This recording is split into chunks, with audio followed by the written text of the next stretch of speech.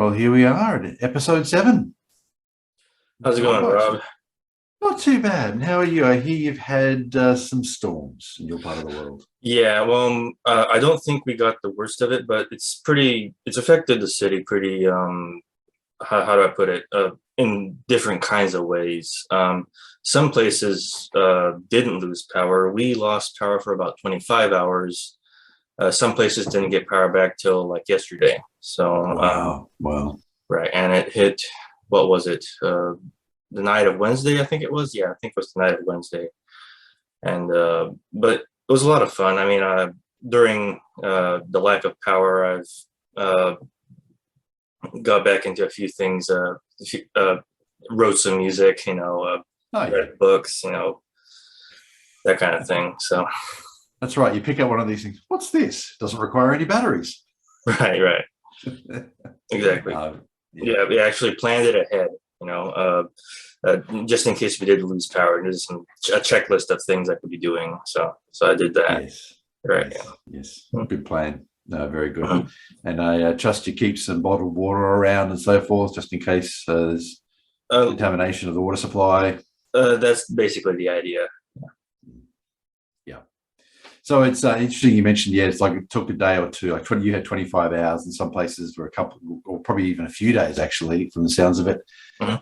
And of course, that's the local electrical company going around doing all their work, and they're a good example of those invisible men who are Yeah. out there doing the stuff for society. I remember one night actually here, we had where I lived, we had a neighbor actually who decided, there's a little saying here, dial before you dig. The idea is you meant to call up the local electricity provider and check if there's any power lines underground before you start digging. Our neighbor didn't. And we were experiencing sort of brownouts in the house, and the computers rebooted a couple of times, and I decided I was going to shut all the computers off, as obviously there was a bit of some sort of reliability problem with the power, so I shut all the computers off for a few hours. Mhm. And we found out later on neighbors were having the same thing, and they'd lost power. So it was New Year's Eve. I went off to a New Year's Eve party, and I came back to find this big cable running down the street past our driveway, right? Yeah. And in actual fact, the neighbor had taken out an underground power cable, and the local electricity provider had been there on New Year's Eve running this patch cable up the road so we all get our power back.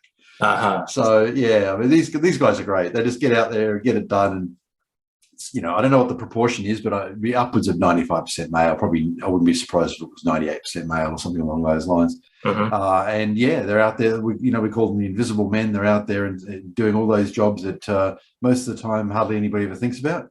And I'm sure they've had a very, very busy week in your part of the world.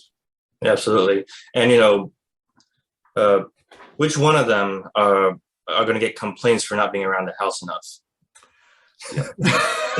The poor guys are out there, probably in horrible weather too. In all honesty, they're out there doing this stuff, and it's horrible weather. Yeah. So everybody else could get their electricity back. Yeah, absolutely. Yes. Yeah. I mean, you'd think with the frequency of storms hitting this state here in Florida, it's almost kind of well renowned for it. It almost like it seems like the storms just travel up Florida as if a path, oftentimes. But you'd think my fellow Floridians would be better prepared and not go into complete panic, because gasoline's all bought out, and it's an incredible pain finding anywhere with gasoline to actually buy, and some places that were, just the lines are so horrible.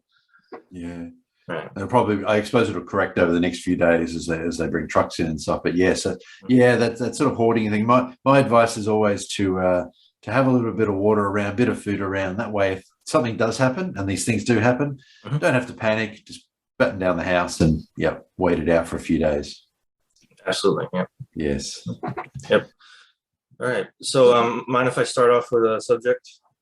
Go for it. Yes. Yeah, sure. So this is actually a follow-up to a promise I made on the last show. I promised I'd talk more about something along the lines of women in esports and such. So, and I think I didn't give a satisfactory kind of dissertation of what all happened. I think so. But this is again coming from a non-League of Legends player, a non esports player. But so I'll tell you what I've kind of gathered in a little bit more substantial detail. So yeah, great. I spoke about Vivictus Esports before, but I think it was a team called Team Siren that first tried to attempt to do this whole all-female esports team, right? And that's what they were trying to really present themselves as. And they had this video called Introducing Team Siren, which played up the whole underrepresentation of women in esports and such. It kind of really it's this really mock-worthy sort of video about we're women and we're in this to win, and they're really emphasizing that you can predict how the whole girl power thing. Yeah, exactly right. Yeah. And well, the problem was, it got the response you and I would probably expect. It was mocked very much, but they've gotten publicity almost exclusively for that, which, it didn't do them favors, but it also did do them favors in terms of publicity, I suppose. So, here we are talking about it. Here I am talking about it. The old art statement about any publicity is good publicity. Yeah. Exactly. Yeah. And the thing is, they disbanded about a month later that video came out, I think. And because it was just how do I put it? There was some infighting to begin with, right? Right. And they just couldn't prove themselves. And one funny thing I've actually found out was that there was this team called this League of Legends team called Hotshot GG and Friends, I think it was. And I don't think somebody correct me if I'm wrong. If you play esports and know about this stuff, correct me if I'm wrong. But I think they were just a team that's just finding people to play with online, I think it was. And they got Team Siren, right? And it was streamed on whatever streaming platform. And it kind of went, I don't think I don't remember if Team Siren didn't do so well or what, but basically their leader was really trash talking the other guys' team like constantly, and it's being kind of more toxic than the stereotype of men actually being toxic to women and stuff like that. One of the team members actually apologized for the team's existence because it kind of it probably did worse for women playing the game than if they didn't exist. Yeah, it's probably, that's right. If people are seeing all that negativity coming from them, they really should have, since they were among the first, they should really have been kind of like a flagship team and putting their best foot forward. Exactly. Yeah. And I believe it was following this that a Russian company, I think it's Russian, but Vivictus Esports assembled their own female pro team. Now, I believe Team Siren wasn't the pro team because they never went pro, but this was the team that was assembled for that professional gaming scene. And they kept losing game after game in embarrassing losses, like 13 minutes or something like that, which is kind of unheard of. I think that's the long, I don't know if it was the shortest or the longest that they stayed in, but see, I'm clearly not all that qualified to talk about this, but I'm not into esports, so anyway. Right, yeah. But and what they had to do was file these discrimination complaints against certain opponent companies like Rox and Vega, something about accusing them of, well, first of discrimination, and the others of delaying the gameplay or something. So it was a very, it's a strange but predictable way to actually kind of keep themselves relevant in the competitive scene, keep them afloat, I suppose. Yes. So, as you say, I would have, it's not, I would have probably predicted something like that, unfortunately, or not terribly surprised that occurred. So what happened with the complaints? Were any of them upheld, or? Well, are they still ongoing? No. It was a couple of years back. Oh, right. I didn't go deep dive into what happened after. I'm assuming, people didn't like that the Russian team, the Vivictus Esports, were doing this. Yeah. So there were some complaints. People were seeing some of the bullshit happening. Now, Last I checked, that female team that they disassembled were they were, after being kicked off of the main competitive circuit, I suppose they were for not being good enough. right. They basically stuck with competing against other women's teams. Okay. Right. Yeah. So so I guess this kind of brings us to a bit of an interesting subject. Sex segregation in the more intellectual field of competitive games, like say esports and chess.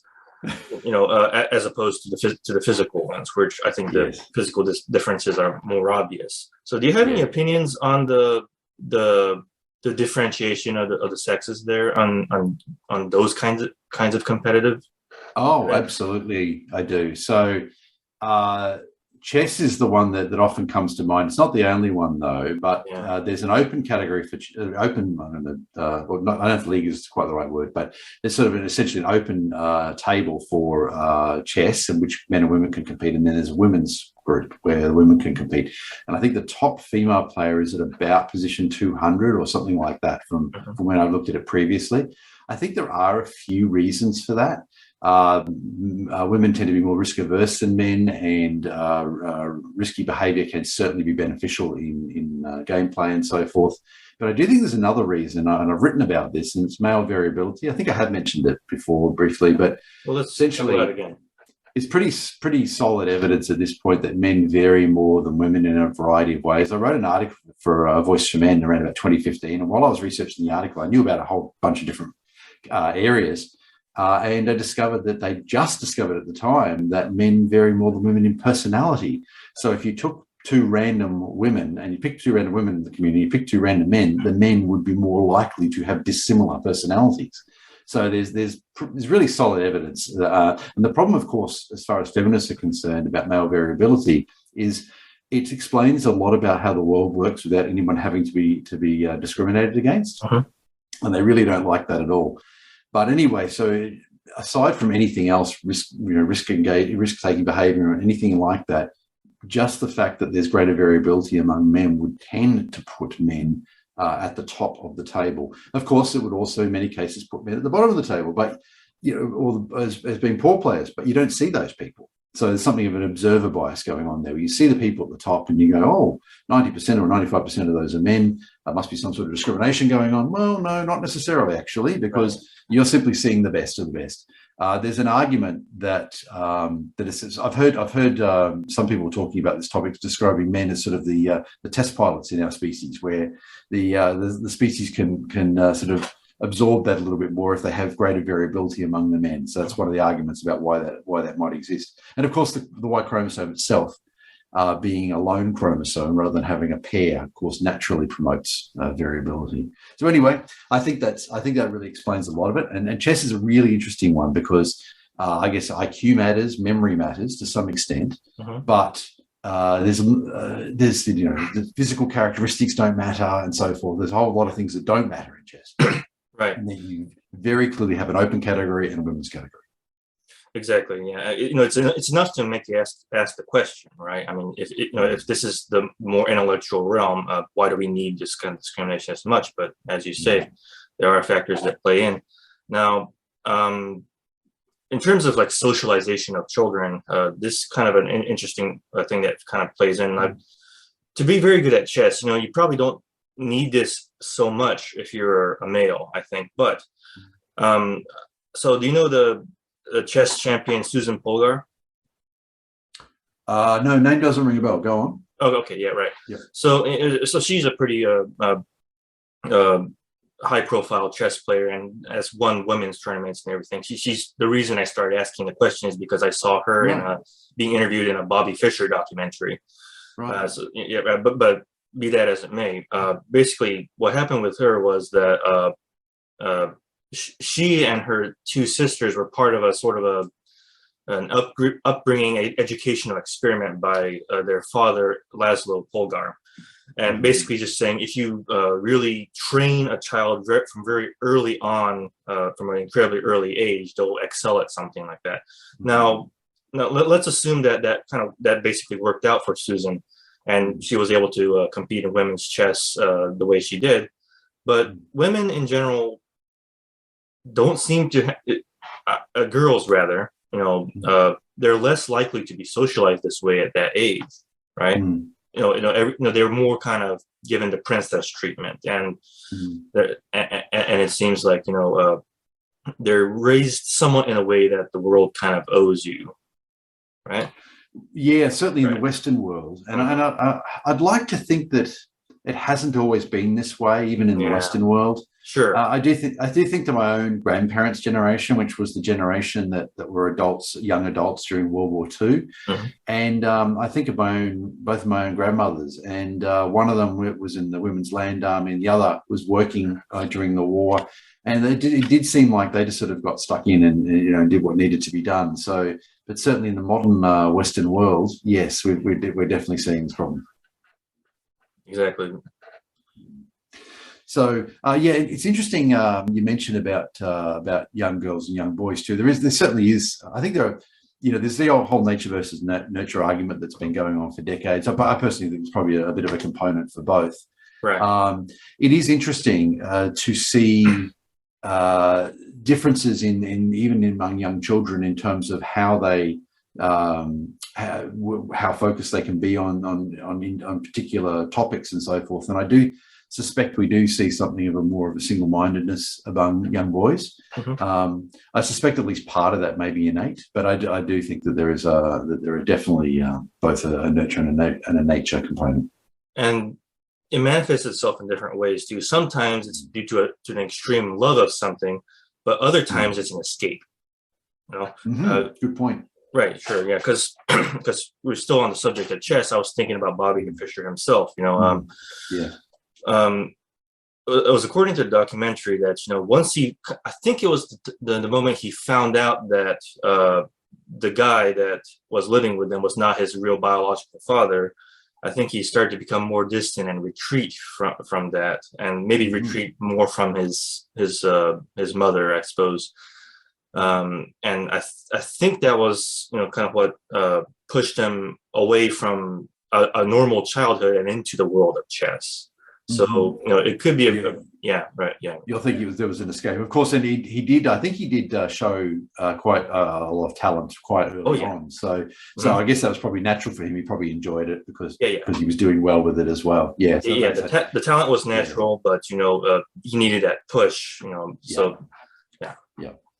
Yeah, that's true, because there are people who are talented in areas and don't pursue them for one reason or another. That's right. Talent. That's right. It will get you started, but you also have to love it and have that passion and the drive to achieve it. Right. Now, Bobby Fischer. Go on. No. Go ahead. I was going to say, Bobby Fischer is an interesting character too, actually. He is. Yes. Yeah, the conflict he had with the chess authorities later in life and all sorts of things. Yeah. Quite a bit. He completely went off the rails. But even before, he was incredibly awkward. He didn't like any press people.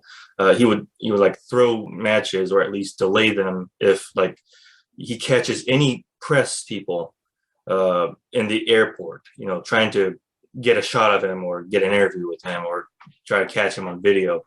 He would run. He would bolt. He would. Is that right? Yeah. Is that right? Do you know who else didn't like that? Albert Einstein. He although he didn't run away as far as I know, but he actually didn't especially enjoy the fame that his achievements brought him. Right. There's a fairly famous photo of him sticking his tongue out, and that's actually because yet again he had a reporter at his face. He just stuck his tongue out. It's probably been the most famous photo of Albert Einstein ever. So, by the way, while we're on the topic, some feminists have been claiming that Albert Einstein ripped off his wife's work. I think it was his first wife. So I don't know if you've heard that claim around Vernon. It was circulating a few years ago, maybe not so much in the last couple of years, but the claim was that they often make these claims that you've got male scientists and mathematicians sort of just ripping off the work of women. And I think there's plenty of examples of the other way too. But anyway, that's another topic. Exactly. Because one thing that springs immediately to mind was Henrietta Swan Leavitt, who discovered the luminosity principle when it comes to stellar luminosity. I think it was. Somebody correct me if I'm wrong, but I think it was that was something like that. But she was kind of cited as like this big she was given particular attention. I think, she deserves the credit, sure, but everybody makes a big deal about how women were not allowed to operate the telescopes and be paid at the same time, or some kind of crap like that. But there's like a lot of gynocentrism happening in trying to interpret these kind of things. Yeah, and when you often look at that sort of thing, it's often the case in the sciences too that it'll be the principal, what they now call the principal investigator, who's the head of the research project. They're the ones who get their names on that, and it's often the junior scientists who do the actual work. And of course, then they rise up, and eventually they're the principal investigator, and the cycle continues. But I don't know much about that particular case, but I wouldn't be terribly surprised if she was a junior scientist, and that was more likely to be the reason. Yeah, I mean, Hedy Lamarr is an interesting example. So Hedy Lamarr, of course, actress from the 40s. She is credited. I mean, very credited with a few different things. Some people say she invented Wi-Fi, which is really cute. In the Bluetooth, wasn't it? Was it Wi-Fi? No, it's actually.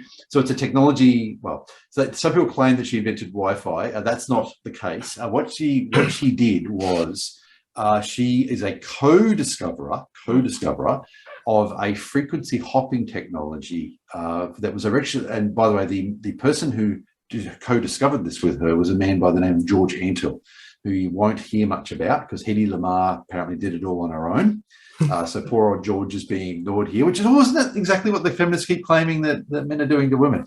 Anyway, poor old George is being forgotten. So what they did was they co-developed this technology. Interestingly enough, they had 88 frequencies. Now, George was a pianist, right? They had 88 frequencies, and it just so happens there are 88 keys on the keyboard of a piano. So they think that this is where they got the idea from.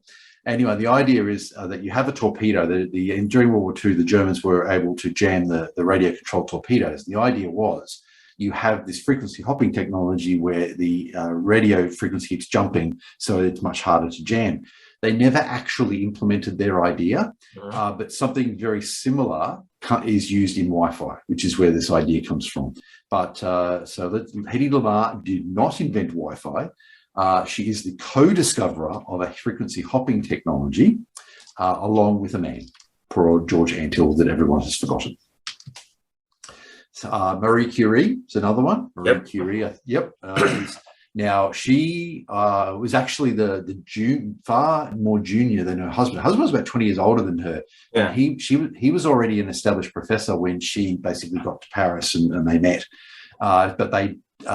She then started doing research on radiation, and he was doing something else. They got married, and they were doing research in the same lab. And after a year or so, he saw that her research was really going places, and he was really quite fascinated by it. He actually stopped his own research and started helping her. So then they worked together. That was Pierre. They also worked with a gentleman by the name of Henri Becquerel. And he was working in another lab, but I believe that they did collaborate. They were both in Paris. They ended up sharing a Nobel Prize, the three of them. Right. So anyway, Marie Curie, you often hear how she discovered radiation. Well, actually, she did it in conjunction with a couple of men who were both experienced, a senior and a recognized scientist when she came on the scene. Now, Henri, I think, died of radiation-related illness, and poor Pierre, who apparently always had his head in the clouds, was hit by a car when he stepped out in front of a car in Paris. Cars weren't quite new at the time, and he stepped out onto the road without looking and was hit by a car and died. But Marie continued their work. So she did do some advances on her own later on. Yeah. But again, we have a case where poor old Pierre and Henri are both forgotten, and Marie gets all the credit. Yeah, wasn't Becquerel the guy who discovered that you didn't need the sun to actually kind of get like radiation results? I think it was like you could stick a piece of I might be thinking of a completely different person, but it might have been Becquerel because the name sounds familiar. Basically taking a piece of uranium, like he was going to experiment with the sunlight at first, but it was raining, so he kind of had to put it off and just shelved away the project. But he decided to develop the photographic plate anyway. Who knows why he did that? But discovered that the plate was fogged, and right. So up to I didn't know. So up to that point, because it was I did study Becquerel, but it was a long time ago, decades ago. I was sure it was Becquerel. I might be getting it wrong. I'm not sure. Yeah. I might check actually afterwards. Yeah. But yeah, he's got a radiation. He's got a becquerel's actually. Becquerel is a unit of measuring. So it's been a while since I studied physics. Okay. But measuring some aspect of radiation. I don't recall what it was. But anyway, so Marie gets, of course, all the credit, and poor old Henri and Pierre are forgotten. So exactly. Yeah. Yeah. Right. Now, I can't resist bringing this up. What about in the world of classical music? Like, we were talking, everybody's talking about, how women were represented, and, that's why we don't have any big women composers or something like that. But, was it really discrimination, or is it just men are just overwhelmingly the nuts who are able to come up with roles? Funny you mention music in particular, because Camille Paglia has a famous quote that I really love. The reason there is no female Mozart is because there's no female Jack the Ripper. Yeah, I'm familiar with the quote. Right. Hopefully, it gets taken in context. It's like, because some people might interpret that as, men are dangerous biologically or something like that. But if you were to offer a defense, I think it'd be interesting actually to hear what other people think about this, but my interpretation of that statement is that she's recognizing male variability.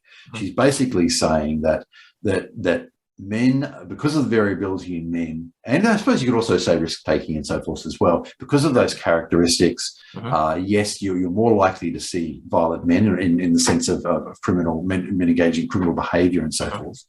But you're also more likely to see men who are then achieving greatness in music and other fields. Yeah. Right. So I guess it is probably initially my interpretation was male variability, but now I think about it, it's other aspects as well, like risk-taking and even an inclination to not necessarily follow the rules. We know this that women are more likely to follow the rules. I mean, we know that the criminal justice system discriminates against men, but that alone does not explain the variation. There are, I think, it's no doubt that more men are more likely to commit certainly certain classes of crimes. And that's why men are generally less likely to follow rules, I think. But this is both good and bad. In say, a school setting, the girls are going to get on better because they're following the rules, and the boys are going to get in trouble more often. But on the other hand, the person who achieves greatness is the person who says, you know what, everyone in my life has told me this isn't possible. I'm going to go do it anyway. Exactly. Yeah. They're both rule breaking. Right. And to follow off on this, and when it does sometimes happen with women, it's a big, national historical celebration, because it certainly is now. It's like, I have no idea what the feminists are complaining when it comes to like the underrepresentation, because, that stereotype that women can't do so much has helped women get so much attention when it does happen. Yes, that's true. That's true. But also too, I've spent a few years researching my book, and I've written a few articles and done a few videos on it and so forth. But I think once the book's out, I hope people hopefully people will read it, and I'll get a better idea of what I'm getting at here. But honestly, every era I look at, every aspect of life I look at, there's a bunch of guys doing stuff, and there are women doing it as well. And interestingly enough, it's often the case that the men don't mind at all. In most cases, not all, but in most cases, it does seem that women aren't actually subject to that much discrimination. In fact, one of the suppositions, you heard it here first, this is one of the suppositions that I developed while I was actually writing the book. I haven't said this before, actually, so I'm letting the cat out of the bag a little bit. Okay. One of the opinions I formed was, after looking at this over many years, is that in general, when a woman wants to step into what had been the traditionally male realm, the men let her. That really seems to be the case. Joan of Arc is a classic example. Here's a young girl, she's about 15, right? And she's leading men in battle. I mean, if the society was really that patriarchal, they just never let her. They would never let her do it. They would never let her go anywhere near the position of power or leading men. But time and time again, what you see is the society, these women, because it's a small number of women, but they are stepping up and they're saying, I want to do this, or I can do this, or I've got this. And the men around them are going, yeah, no problem at all. Right. And that's what I see. Yeah, I think your opinion is almost very easily verifiable, because, say you got this gang of a bunch of nerds, right? Like they're playing some kind of game like Dungeons and Dragons or something like that, or some video games. Now, their first instinct is not going to be, girls aren't allowed here, or at least that's kind of there's some alignment towards that kind of thing anyway. But instead, it's like, when they first find that girl, which, shares in their hobby, finally a girl that gets us, they're welcomed in almost in droves, almost to a fault. Yeah, absolutely. And being a bit of a geek myself, I would say that it's absolutely true. A lot of areas I've been involved in a lot of areas where it's overwhelmingly male from an interest point of view, and all of those groups would like more women involved. Right. And a big example is the heavy metal community, is because, there's a bit of a paradox here. They want women, the guys want women in their community. They want more women to listen in the audience. They want more women to play, but at the same time, they love to bring up that whole disparity of women and metal music thing. They love to virtue signal about that. It's kind of shameful, actually, but that's yes. And a lot of it probably just comes down to, as we still see with so many other areas, it just comes down to women not having the same interests as men in many cases. Now, you can argue whether that's socialized or not or whatever, but the reality is men and women, by the time they reach adults, would have distinctly different interests. I mean, I started I'm a bit of a Linux geek. For those who don't know, I do occasionally mention this. Sitting in front of a Linux system doing a C, you can do everything out Windows. I'm sitting in front of a Linux system using Zoom right now. So anyway, I actually started a Unix user group back in the mid-90s. And one day somebody posted on Usenet, which is some people may not have heard of, but Usenet was an early form of, you could call it social media, dating all the way back from the 1980s. Anyway, this young woman suggested that the computer club I'd started was a boys' club, and it was actively excluding women. I was quite shocked at this, because like we said before, it was actually the opposite. Pretty much everyone in the club would have loved more women to be involved. And I said this, and we've actually said we'd like more women to be involved. So I said to the young woman, said, why don't you come along to the next meeting and you can be my guest, and I'll show you around. Right. And what I was sort of getting at. I spent a while writing the reply. And what I was getting at to her is, don't feel worried. There are all lots of men there. Come and I'll show you around, and we're all cool. And she said, oh, thanks, I'll get back to you. And I never heard back from her. Okay. Right. Yeah. Oh, yeah. Well, now, speaking of the men welcoming women in what some would call their own spaces, what about female MRAs? Right. So if anything, they do tend to be, and even MRAs tend to do this a bit, they tend to put the women on a bit of a pedestal. Yep. And it's probably partly the fact that they're just happy that these women are there, but there's no doubt that women who get involved get more interest than men who are involved. Exactly. And definitely get priority in many ways. Yeah. Yeah. Absolutely. I mean, a positive example being the Honey Badgers, Elizabeth Hobson. That's right. But negative examples being the likes of Chloe Roma, who completely drift off of, Yeah. That's right. Exactly. That's right. So now, Peter Wright has a question that's actually related to this. So he says, Alison Tiemann recently reported that HB podcasts are receiving a large increase in female viewers. Likewise, AVFM female readership has doubled in number recently. Would either of you like to speculate about possible reasons for this spike of interest in MR viewpoint? Okay, I don't know if you want to go first, Vernon, or do you want me to? Yeah, you go first. I hadn't heard Peter's question before, so I'm sort of answering cold. However, it is a topic that sort of has come up before, and in the past, I think it has increased recently. A Voice for Men female viewership. I think even in the past, a few years ago, the numbers were higher than had previously been expected. I think there's possibly a few reasons for this. I think there's evidence that men are holding back from relationships and so forth. People talk about the marriage. They look at marriage rates and they say, "Oh, the marriage rates have been declining slightly." But I think marriage is the wrong metric. Look at cohabitation and relationships. Relationships are hard to track, but cohabitation is actually fairly easy to track.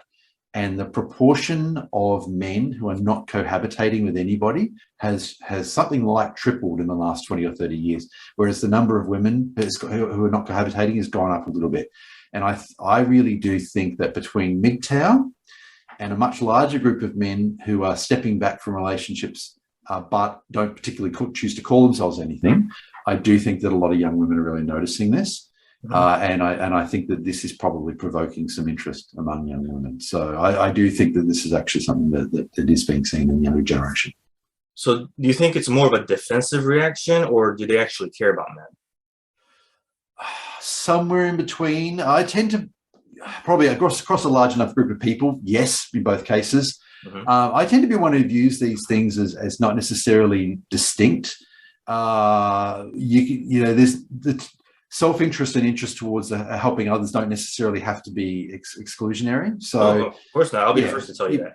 Right. So I think that they probably do see the issues, because we had in the men's rights Facebook groups in particular, it doesn't happen so much now, but for about 4 or 5 years ago, we had a real spate of young women coming in and being really supportive and saying things like, I get it, I see the problems, I want to help men and so forth. And kind of unfortunately, I don't blame the young men for doing this, but a lot of them got really negative responses from the young men, because a lot of them of the young men, it's already gone too far, and they've really been burned by all this, right?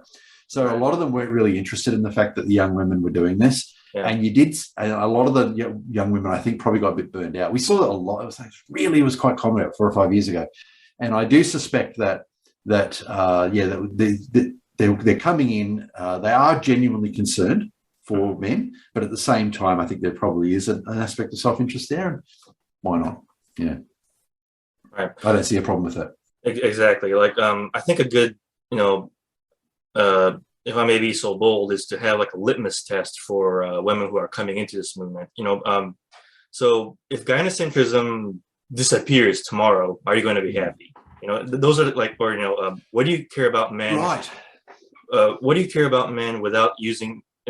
Why do you care without using the words, sacrifice, provider, protector, and all the myriad kind of things? So I think I keep asking those questions. Some people have told me I'm wasting my time, but I want to keep pressing it, because those are the questions that need to be addressed for women in the men's movement, I think, because it's, I think those are the right questions. It's not what, it's not, if you don't want to be seen as a siren trying to bring men back to the plantation, then I think those are absolutely fair questions. I think the question is a little too nice, actually.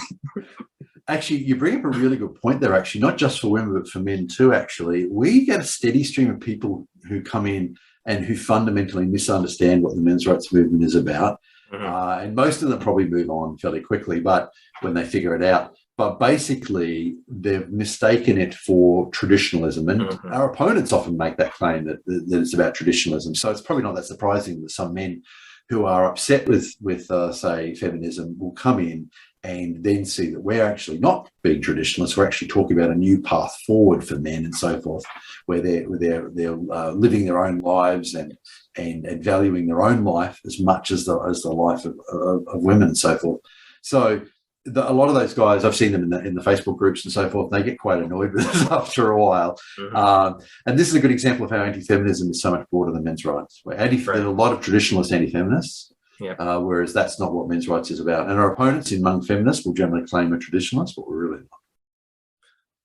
Right. Yeah. I mean, I was actually kind of worried about that when I first entered the movement, right? But to my pleasant surprise, there were a lot of that shared my viewpoint that traditionalism, what I call neo-traditionalism, because there's some aspect of traditionalism in which men and women are kind of at least paired in terms of labor that is complementary. Yeah. So this is why I'm trying to be careful to refer to them as neo-trads or gyno-trads or something like that. Yes. That's right. Gynocentric traditionalism is another term that we've used. And so I do want to, that's right, I should clarify my own position. Not everything that's traditional is bad. Right. As you say, there were in many, in fact, one of the suppositions I have in the book too is that many societies were essentially balanced, in that men had responsibilities like going to war and maybe having to die for the community, but that was balanced against other things. And that was a balance that society had. our society is unbalanced. We're now looking for something new because we're now past that point. But I think there were traditional societies where men got a lot of respect in society because they knew if the chips were down, it was the men who were really going to have to step up and protect the community. That's gone, of course, but and now, of course, men got a lot of hate for it. So Exactly. anyway, so you're right. There were aspects of traditionalism that I think were fine, at least because they were balanced. But yes, there is also gynocentric traditionalism. Absolutely, yeah. All right, so I think you had a lot of subjects you want to talk about today. I know I've kind of dominated most of this this half hour, but oh no, it's good. No, it's good. I think we've had good discussion. So I wanted to bring up Russian mobilization. So basically, everyone will know that Vladimir Putin has now ordered a partial mobilization. Now, the figure of 300,000 men being mobilized was discussed. That was apparently mentioned by a Russian general, but that's probably a fairly conservative figure. And the real number, it's believed now, may be closer to 1 million. So men that are at least they're trying to target for mobilization. But there's some interesting aspects. Well, first of all, obviously, it's only men who are being mobilized. So this is men who are being sent off to war. So they're supposed to have some military training, but that may have been many years ago. And they're apparently only going to get very minimal training before going to fight. So these men, quite frankly, many of them are going to die and be injured. And I personally think it'll be absolutely devastating for Russian society. I think that the Russians are going to be paying for this war demographically for decades. That's sort of probably the best case scenario. But there's also another aspect that's come up, that it appears that some of the ethnic minorities in Russia are actually being prioritized for mobilization. It is true that poorer men are more likely to go into the army, so that there's a much higher proportion of injuries among the people in the groups in certain areas of Siberia, for example, versus Moscow. And it is true that poorer men are more likely to go into the army, and so therefore more likely to be injured. But even accounting for that, they're talking about figures like 5 times the injury rate, and for in certain parts of Siberia among the men who have gone to war so far in this war versus Moscow. So it does look like they're targeting, the Russian government is targeting ethnic minorities to try to get them into the army. So we've got a few different aspects go there. Obviously, we've got men being sent off to war without adequate training, but we've also got the fact that men who are sort of the poorer part of society who are being dragged to war as well.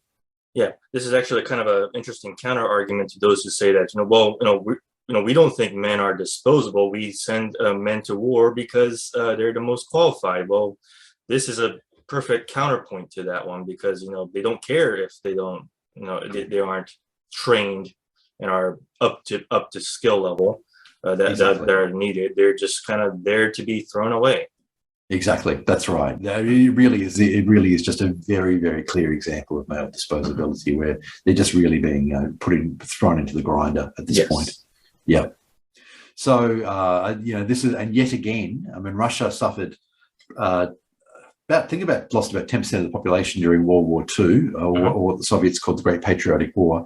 But it was mostly men. It is true that women fought in large numbers in the Soviet army, but nevertheless, particularly the majority of the frontline combat was done by men, and it was overwhelmingly men that died. And there was a huge gender disparity, actually. And I've asked some people who lived during that era in the Soviet Union. I was always fascinated how a society would cope with that. What happened? And so there were a significant proportion of missing men, close to 1 in 10. And the question is, well, how did they cope with that? Especially in a society, plural marriage isn't acceptable in Russian society. So what were they doing? Yeah. And apparently the answer that I've been given by people who lived at that time is that many of the men had affairs, and this was kind of an open secret. Yeah. And those women who weren't married often fell pregnant, and the entire society just tolerated this because there were so many missing men. Yeah. Yeah, and it's going to happen again. They're going to have huge numbers of missing men again, between the dead men and the injured men, who are also then going to have trouble finding, working in a lot of jobs after the war and so forth, and be a drain on the society. But I think that we're going to see this again in Russian society. Exactly. Yeah. Sure. So, I know I won't shut up about this movie, but I need to buy you a DVD copy of Seven Samurai at some point, because it's about a samurai like defending a village against bandits, right? And so they've mobilized the villagers into being soldiers so they can fight them back. But nobody is expendable. And everybody was treated. They were trained. Up until the point that the bandits come, and and deaths are seen as tragic. It's like they're coming to kill us, but we've got to fight. Instead of living like vassals to be parasited off of by the bandits. So I think there's some good messages when it comes to fighting a necessary war. Yes, that's right. They don't want to, but they have to fight to defend their community.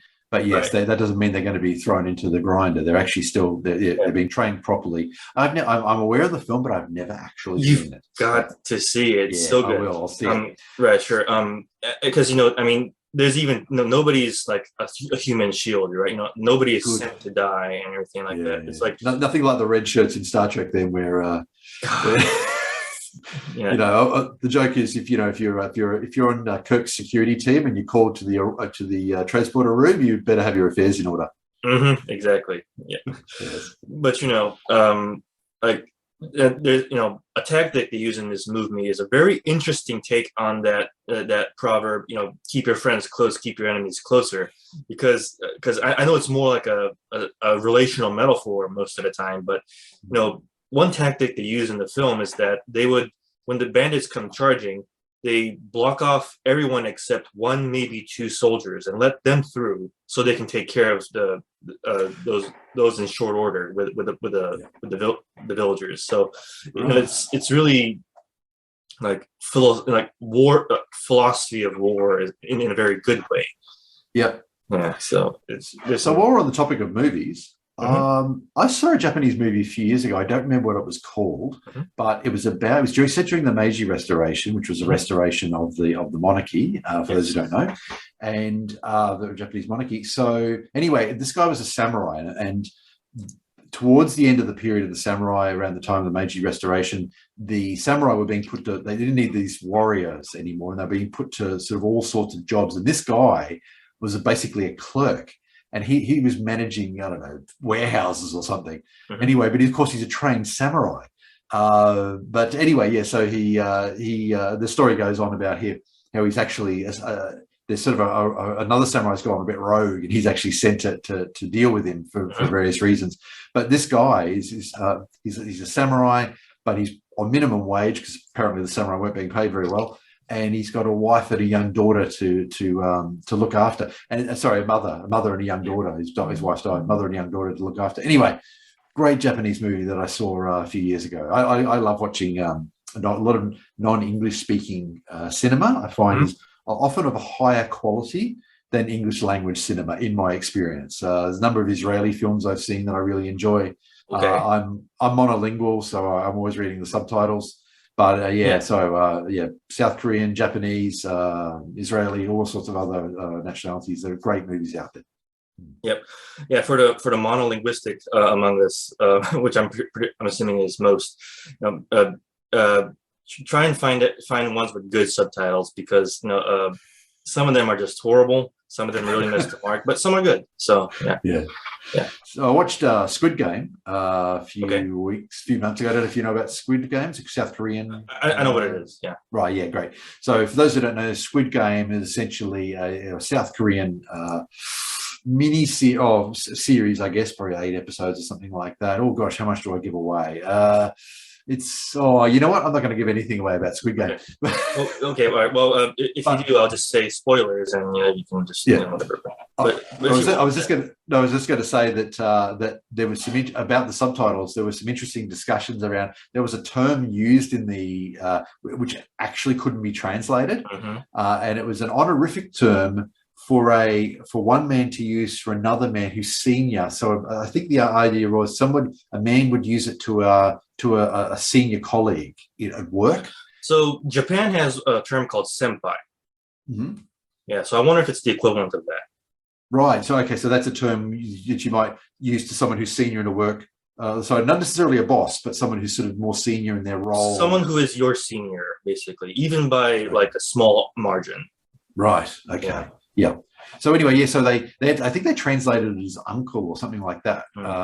Yeah. So in some, they actually got some criticism over that translation, but they made the point that it was actually a pretty hard word to translate. Okay. Well, speaking of that word, so there are horrible translations of Japanese that try to, they're just trying to say old man, but they use the term uncle because the words are same, but the Japanese can differentiate the context. It's like, yes, we know we're not talking about someone's uncle, but uncle is always used, and similar for grandpa or grandma or something like that. Or big brother or big sister. So it gets like, because in Japan, I'm assuming in the more Asian speaking, the Asian cultures, is that you would actually, it's you don't really refer to somebody all the time by their name. Sometimes if there's a more if you don't know their name, you call them something else, like what would be mistranslated as big brother or something like that. Right, and it's like an honorific title that you of sorts, yeah. Respectful. Yeah. No, that probably sounds something similar. Yeah. So anyway, it was interesting that they got some criticism over their choice of the translation, but they made the point that it was actually pretty hard to translate this into English. So. Sure, yeah. Anyway, yes. And in fact, something we didn't mention at the beginning, of course, with the Goalpost series, we've discussed it in the first few episodes. We primarily talked about issues specifically relating to men's rights and anti-feminism and so forth. But going forward, we're going to be talking about a wide variety of topics, which was naturally happening anyway, to be honest. But we're going to be talking about a wide variety of topics, but really from a men's rights or anti-feminist perspective. So, or a red pill's perspective. Or red pill's perspective. That's right. Anything and everything could be discussed, including Japanese movies. Yeah. Yes. Yeah, really, I can buy you a DVD of it, or if you're a Blu-ray watcher, I can get you a Blu-ray Criterion collection of it. I think I'll see what I can do on streaming, and I'll see if I can watch it actually before the next Goalpost. Right. I mean, like a 3.5-hour movie this addictive, is rare for me. Right. Like I watched it last night. Oh, nice. Yeah. You know what? You've got me really interested, actually, because I do like a good movie like that. I'm actually pretty picky with movies, but that sounds like it might be something I'd like. Das Boot. Have you ever watched Das Boot? My wife has. Okay, I highly recommend. Or my brother or my wife. I don't remember if they. It was one of them. So I originally watched it a long time ago. Then I watched the, I think it was the director's cut that was 4.5 hours. And then I found out that there was a mini-series version that's 6 hours long. And I haven't yet managed to watch the mini-series version, but I do plan to at some stage when it becomes available to me. So I really like Das Boot. Watched it a number of times. Anyway, it's a very interesting story about a U-boat crew. Most people probably know about it, but U-boat crew, and it's interesting to see it from the side of Germany during World War II. But of course, this is a crew completely composed of men. There were no women on U-boats and so forth, or any military vessels during World War II. So we have a lot of men there taking great risks, and it's a lot of it is about the stress they experience and so forth. So fantastic, worth watching. Absolutely, I'll definitely make it a point to watch it. So the next topic I had, I guess, was I had Russian mobilization, but war in general, I suppose, is the we've probably already talked about the aspect of male disposability that I wanted to talk about. But this is something we said before that in the past there was that balance in society that isn't there anymore, in terms of the men have still got those responsibilities, but don't have the rights or the perhaps the accolades that come along with those responsibilities.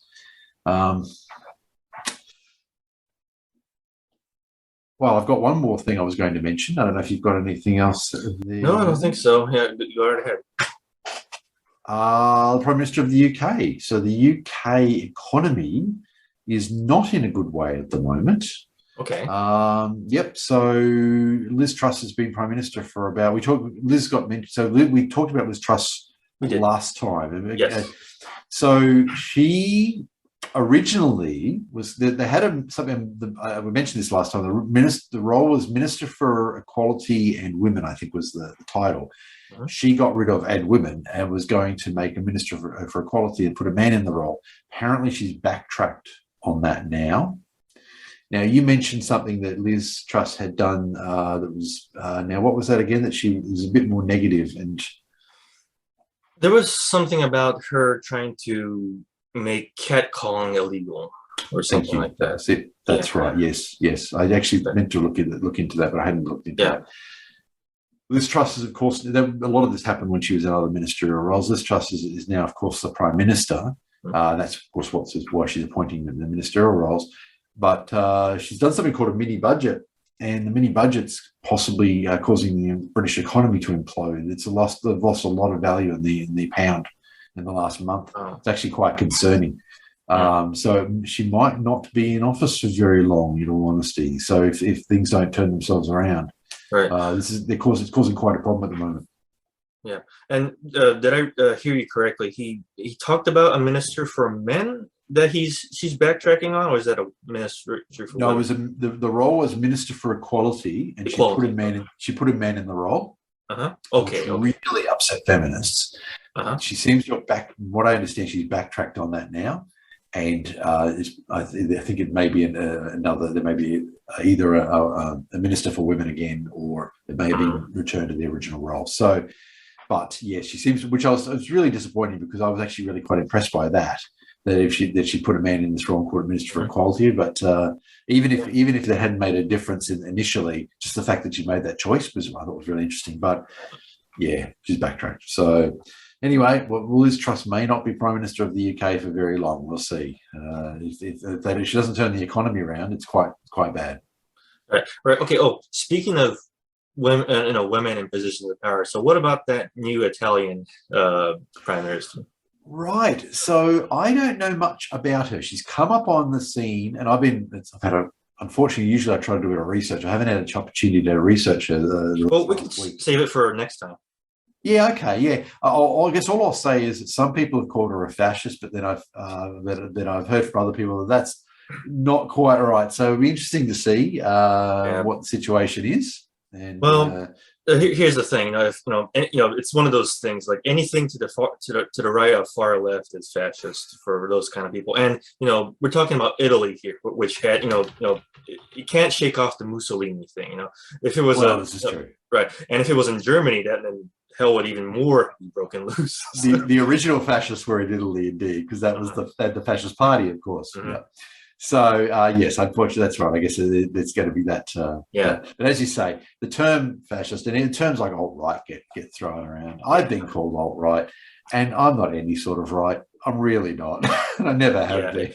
Yeah, he's to those who don't know, Rob has stated many times that you're more of a left or center kind of moderate kind of. So I called myself left until about 8 years ago, when I stopped calling myself left because I became so disgusted with what the left had become.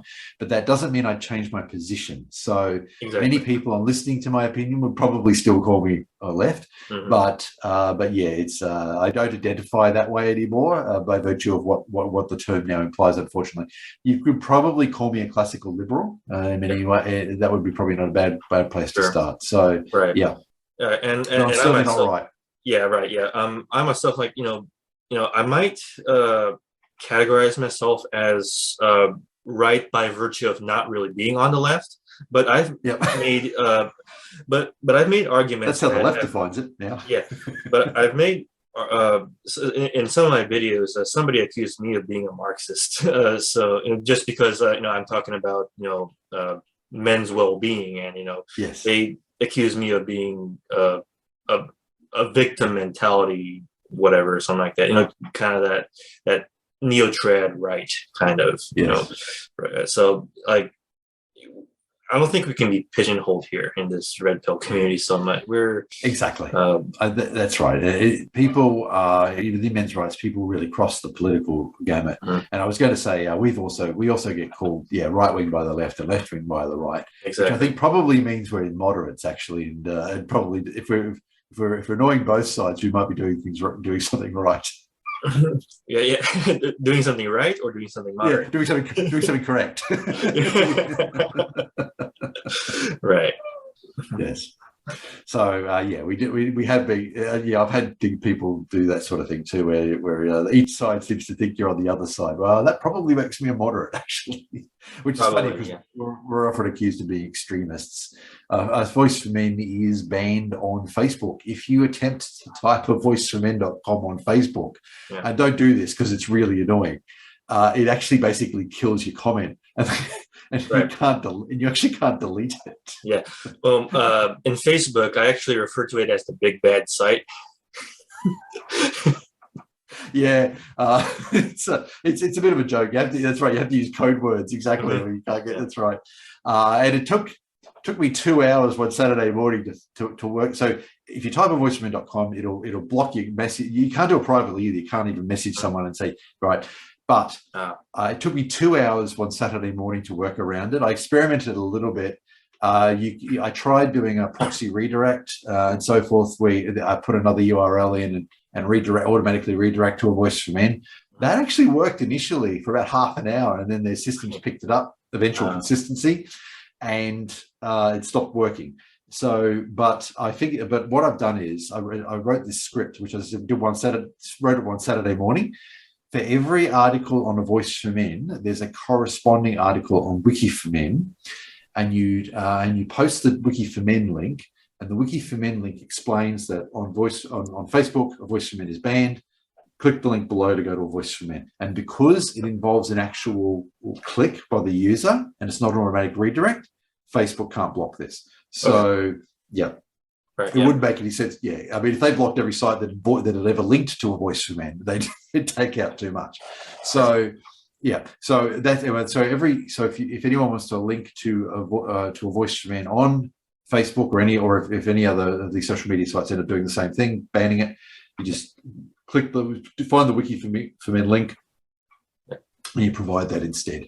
And I've been doing that for the last couple of years since I wrote the script. And only ever got positive feedback on the way this works.